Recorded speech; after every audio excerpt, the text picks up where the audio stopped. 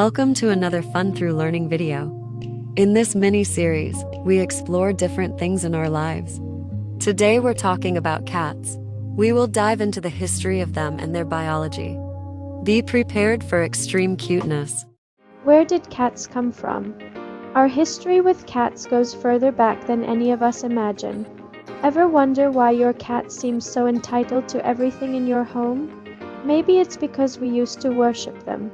But let's start from the very beginning, from the evidence we have. Cats' first appearance on Earth was 10 to 15 million years ago. Wild cats called Felis sylvestris libica originated in the Fertile Crescent in the Near East Neolithic period, and in ancient Egypt in the Classical period.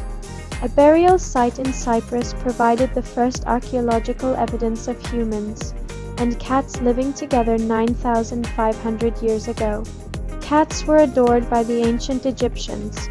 They were seen as vessels of the gods, and were important symbols in Egyptian culture. Cats were so adored, in fact, that some of them were given jewels and emblems of the royals and mummified with their owners.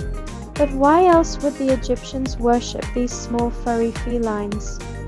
Before cats became sacred, ancient Egyptians recognized a potential use for them.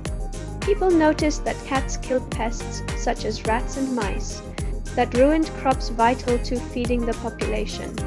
The felines also went after venomous snakes and scorpions that threatened humans. Perhaps the Egyptians realized the cats were protecting them in many different ways and were key to their survival.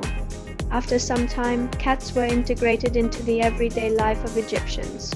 They were brought into people's homes for shelter and given names. But how exactly did they become the divine symbol we know them as today? At first, cats were not seen as gods, but as vessels for them.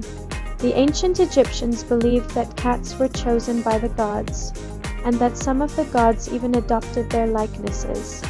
Bastet was the daughter of Ra, the sun god. She was worshipped as the goddess of protection, and associated with the home, domesticity, women's secrets, fertility, and childbirth. She was originally symbolized by a lion. Later, she was depicted as a human body with a cat's head, and she could turn into a cat at will.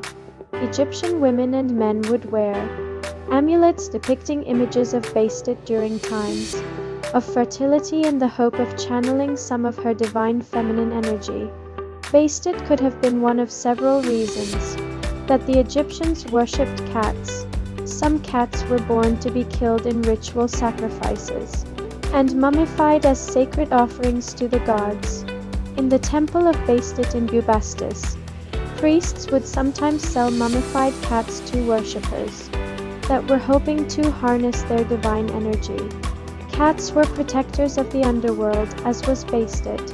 She was also thought to fend off diseases and evil spirits, which symbolically connects her to cats that were valued for hunting rats and mice, which often carry diseases. Pharaohs, royalty, and noblemen who owned cats brought them fame. These wealthy people adopted cats and taught common Egyptians the values the felines represented. Sometimes they dressed their cats in gold and jewelry, and they even shared food with them from their own plates.